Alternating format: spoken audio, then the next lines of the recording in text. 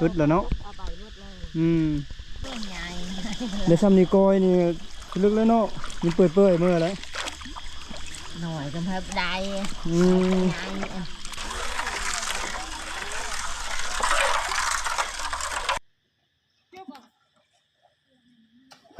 ร่อนทองคำร่อนหาทองคำวิธีปฐมประทานของชาวบ้านโอ้นี่เห็นคักแล้วบัดนี้เป็นคักอันนี้โอ้2 บาทนี่เนาะแม่น2 บาทแล้วเราบอก2-3 แดง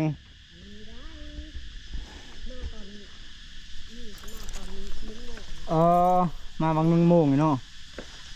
สวัสดีทุกคนมาเบิ่งบรรยากาศวิธีการหาทองคำแบบบ้านๆของชาวเมืองเซโปน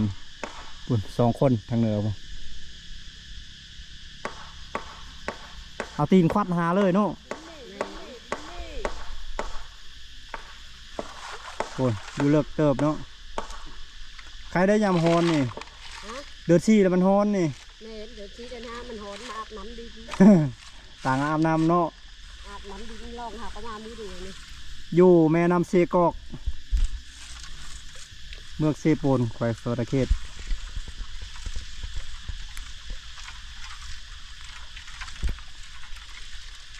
แล้วจากบาทนึงเลยยิ้มเปยแล้วแบบนี้เนาะ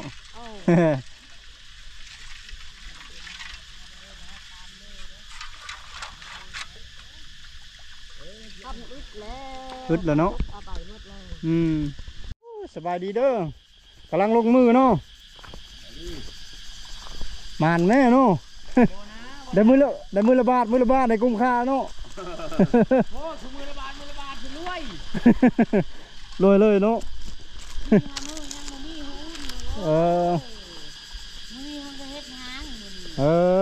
กำลังลงมันแดดแล้วเด้นี่2-3 มื้อไปแล้วจากในฮอนนี่เนาะจากในบางเลยมาถ่ายถ้ำบ่นี่นั่นเลยมารอเล่นมาถ่ายถ้ำเบิ่งวิธีการเอาค่ำแบบบ้านๆของชาวบ้านแบบตะเก้าตะกี้จะใช้วิธีแบบนี้แหละได้มือละ2 แดง 3 แดงนี่ก็กุ้งค่าแล้วเนาะกะบุคุบได้บุคุ้มบ่หลายคนเนาะช่วงทำแดงจะทอดไข่จะเส้นป้ายนั่นล่ะแดง1 แดง1 แสนปลายเด้อวะช่วงทำแดงจะทอดไข่2-3 แดงก็4-5 แสน 6 แสนแล้วเด้10 แดงสิหุ้นเลยหุ้นเป็นอะไร7 แสนหุ้น7 แสนหุ้น1 7 แสนบ่จักหุ้นอันนั้นจักแดงจักได้หุ้น1 10บ่10 แดงเนาะ10 แดงหุ้น14 หุ้นสลึงบ่10 สลึงต่อบาท4 สลึงบาทนึงเป็น6 หุ้นบ่ต่อสลึงนึงอ่ะ10 หุ้นต่อสลึง10 สลึงต่อบาท10 หุ้นต่อสลึง10 แดงต่อหุ้น4 แดงต่อหุ้น4 แดงต่อหุ้น4 แดงต่อหุ้น10 หุ้นต่อสลึง10 หุ้นต่อสลึง4 สลึงต่อบาท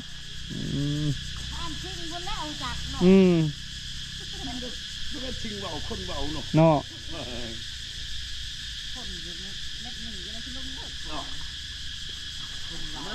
ได้มือละครึ่งบาทได้กันเนาะ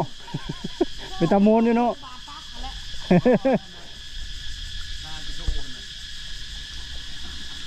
ทางลมพวมีการตอกห้างตอกอย่างได้อากาศมันโหดเลยช่วงเมษาเนี่ยต่างมาลิ้นสงกรานต์อยู่นี่บางค่ำแล้วก็เอาเบียร์มากินน้ำโอ้เอาเบียร์กินน้ำคือเลือดเลยยังบ่เลยแล้วเนาะเมื่อหนาแดงกระดับเมื่อแหละมาเบียร์เลยทางลมพวมีการ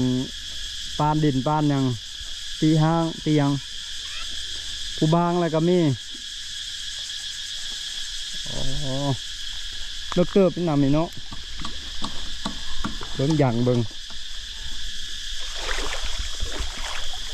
เย็นนำนี่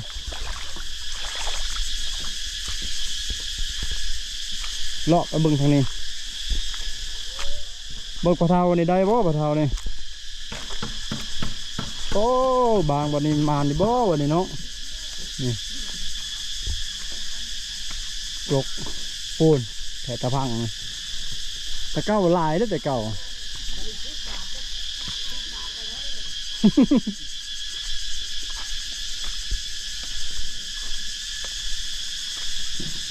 โอ้คุณโอ้ต้องเขาตุกเขาเลิกกันเลยแต่ยามันเจินโอ้มันเจินแล้วได้คุณอ่ะที่ได้หลายอยู่บนนี้แต่เบิ้งเขาจะจกเขาเลิก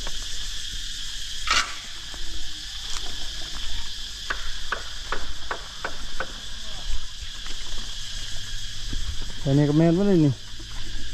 จกเอาไปบ้างตายบ่ไม่เท่าไม่ได้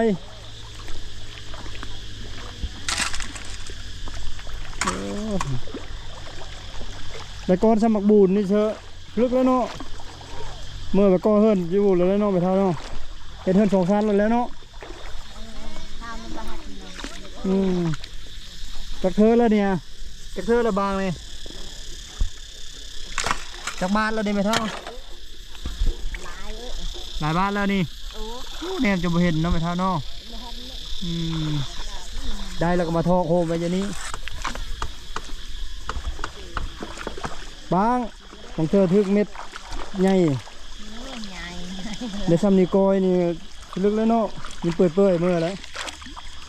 หน่อยก็มาได้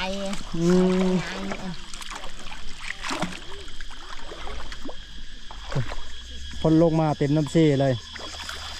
จามูลได้ยังไงนานเนาะ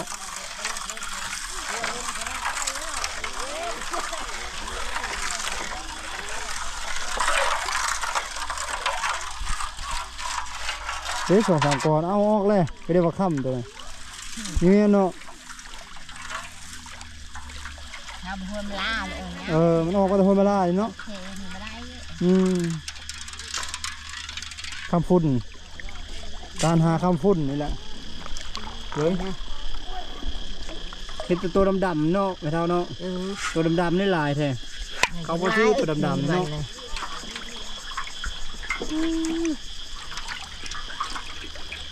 เด็กเหลืองๆมันยังเหลืองๆแม่นวะนี่เหลืองๆนี่โอ้ได้2 เม็ดเนาะโอ้กองจับได้อยู่เลยได้2 เม็ดนี่คืองา2 เม็ดมันก็ช่องบางนี่เบิ่ง2 บาทใบเนี่ยช่องบางโคนเลยโอมาเนาะโอ้นี่กองจะจับได้แม่เห็ดให้งามๆก่อน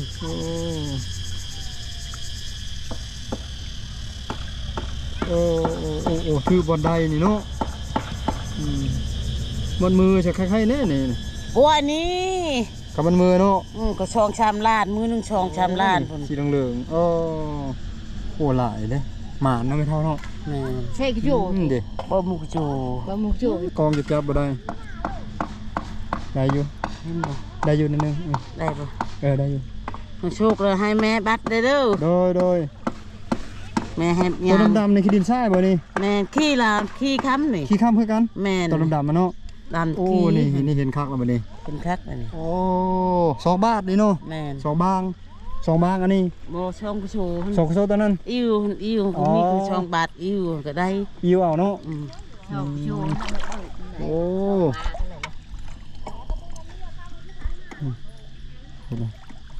เอาขอบใจแม่ขอบใจเบิ่งได้ย่างเฮ็ดความซะได้ย่างความปุ๊บหรือเพลงเลยเอาเฮงมันให้ไปโต้อันพูดมัดให้แม่เด้อโดยโอ้ใช่อันนั้นเนาะใส่กระโซตัวนั้น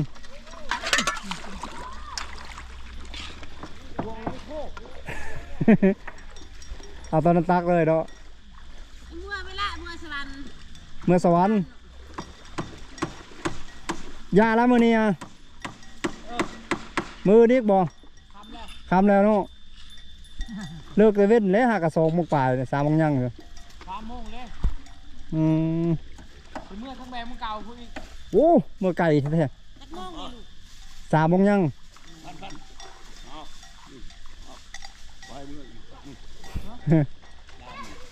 รถดำ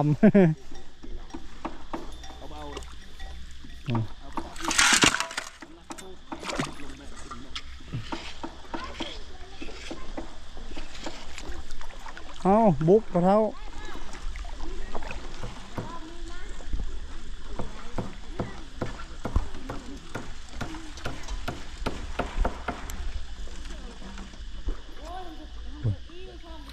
ใส่บางตัวนั้น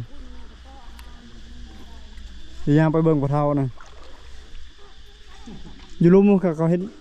เป็นห้างข้างในได้2 ห้าง 3 ห้างอยู่รุมเดี๋ยวไปเบิ่ง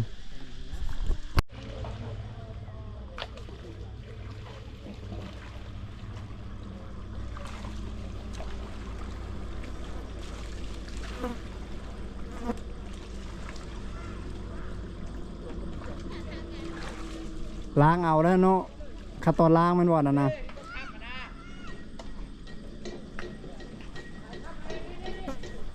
พูดยากแต่ หดไม่ให้ดูโอ้ อ๋อคุณหากินดินทรายกับอันนั้นเนี่ยเนาะ กินข้าวเด้อ โดยเอาเลยเชิญแซ่บกินข้าวทางนั้น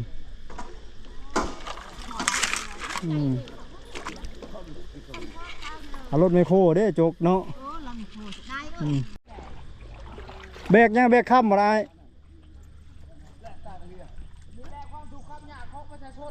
โอ้คิดว่าแบกข้าม เต็มแก๊สพอแห้งเลยเนาะบริมาแล้วมือเนาะเต็มแก๊สแล้วนะ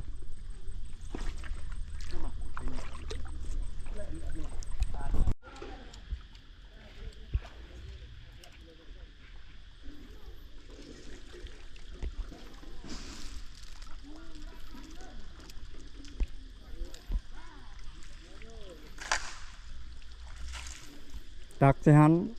เรา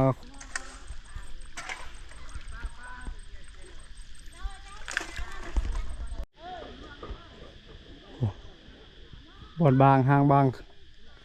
ของเพิ่นบางแบบปฐมประธาน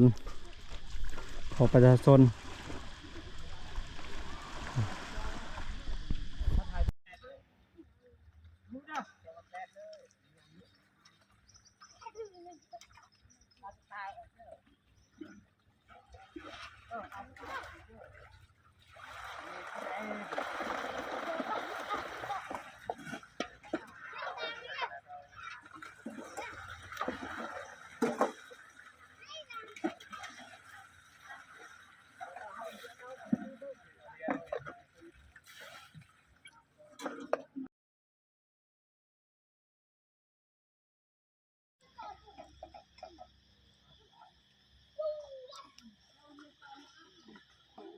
กำลังกินข้าวเที่ยงฟังนั้น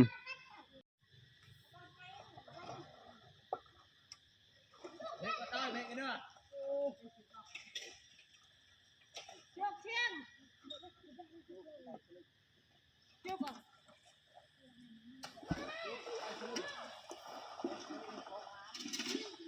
นี่คือวิธีการห่อนคำหรือว่าห่อนทองคำล่อนทองคำล่อนหาทองคำวิธีปฐมประทานของชาวบ้านอยู่เขตแขวงสวรรณเขตอยู่แม่น้ำเซนี่เป็นอาชีพเสริมในเวลาว่างในหน้าแล้งแล้วข้าวแล้วน้ำเพิ่นก็จะลงมาบางค่ำห่อนค่ำแบบนี้แหละพอได้จุดเจือค่าใช้จ่ายในชีวิตประจำวันอย่างด้านลุ่ม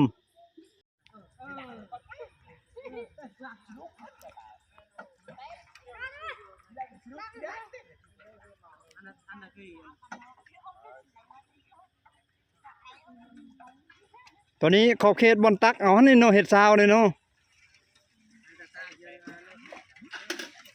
เห็ดซาวนี่สบายเลาะตักเอาดินนั้นเดี๋ยววิธีการเนาะ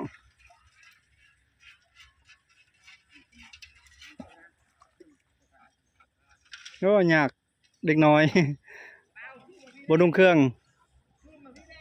โดยกินในแซ่บเลย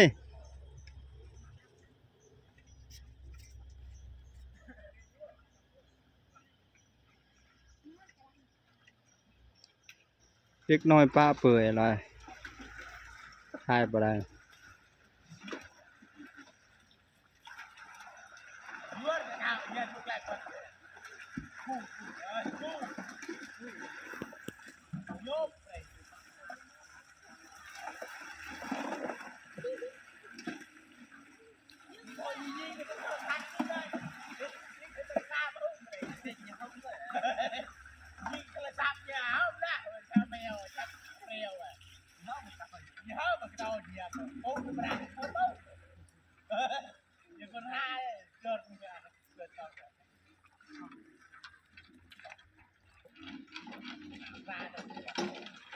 ตักเอาอยู่พุ่นตักเอาเนาะตักเอาไก่เนาะเฮ็ดเป็นนาไปเลย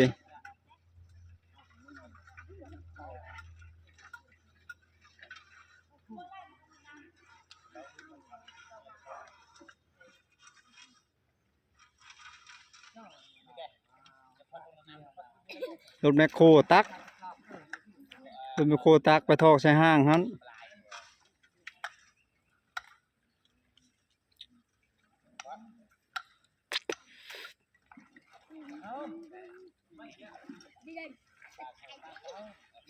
ส่งชินักคักเนาะเอาเชือกเอาลวดนั้นอิวขึ้นมา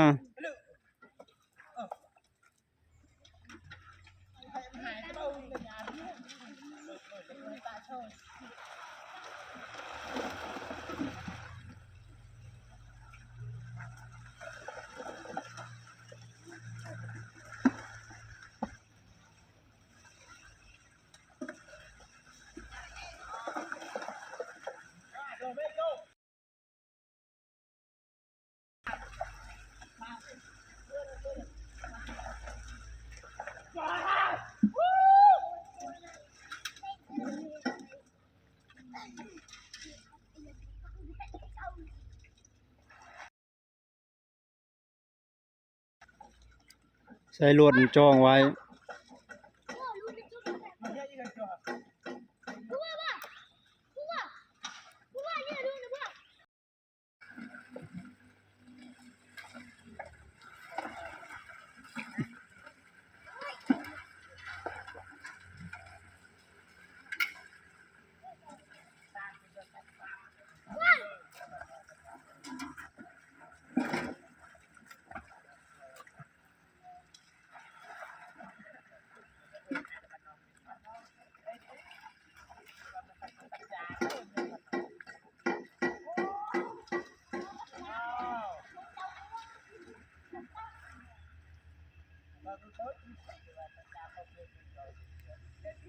มันมือบางเทื่อก็ได้อยู่ประมาณ2-3แดงเพิ่นว่า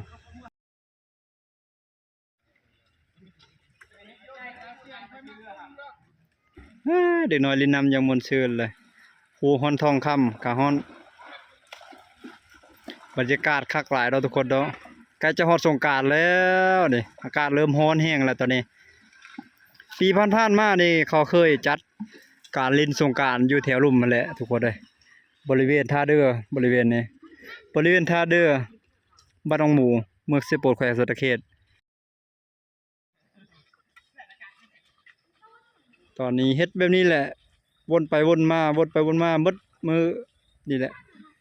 ตักเอาดินเอากระโซนตักเอาดินแล้วก็ขึ้นไปทอกใส่ห้างนั้นแล้วก็พนักงานผู้หนึงอีกก็ตักน้ำทอกใส่เฮ็ดหน้าที่โดยจะแบ่งหน้าที่กันเฮ็ดเมื่อยก็พัดเปลี่ยนกันไปวนไปวนมาปกติจะมี2คนรับผิดชอบกงหมุนหรือว่ากังหันตัวนั้นสำหรับอิวช่วยแห้งดึงเอาบ่วงหรือซ้อนตักเอาดินเอาแห่ขึ้นมาทอกใส่ห้าง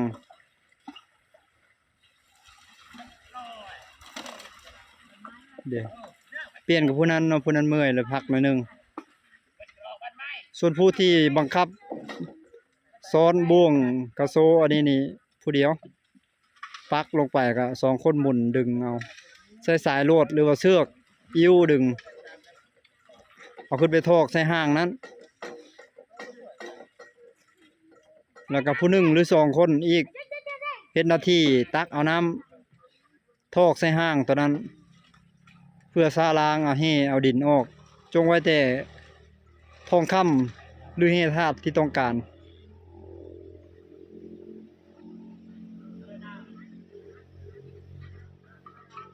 นี่คืออาชีพเสริมในช่วงเวลาหน้าแล้งเก็บจะเมื่อแล้วบัดนี้แม่ เมื่อแล้วเป็นอีกคำเลยลูก ทำแม่มึงเก้าคนแม่กะเมื่อทำแม่มึงเก้าคนแม่กะ ว่ามีบ้านนี้แล้ว บาดเทิงนี่เนาะเอาหมอเอาอย่างลงมาเฮ็ดกินอยู่นี่เลยสบายกังเว้นเนาะตัวนี้คือคุดหน่อยเดียวย่าบ่ได้บ่นี่ พี่เช่ นี่เด้บ่ได้ซำเนาะ ได้ ได้อยู่เนอะ ชงเม็ดในคอประเทศหน่อยมือก ระเทิดเนาะ มือแดงชงแดงเขา โดยขึ้นมาแล้วทางนั้น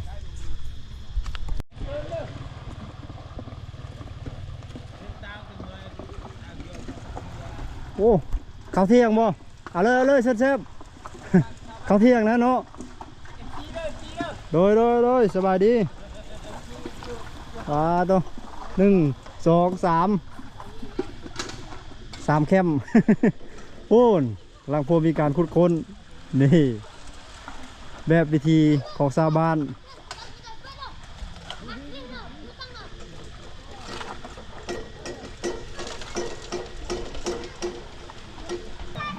ดังไฟเฮ็ดอยู่เฮ็ดกินอยู่ในแคมป์เซ่นี่เลย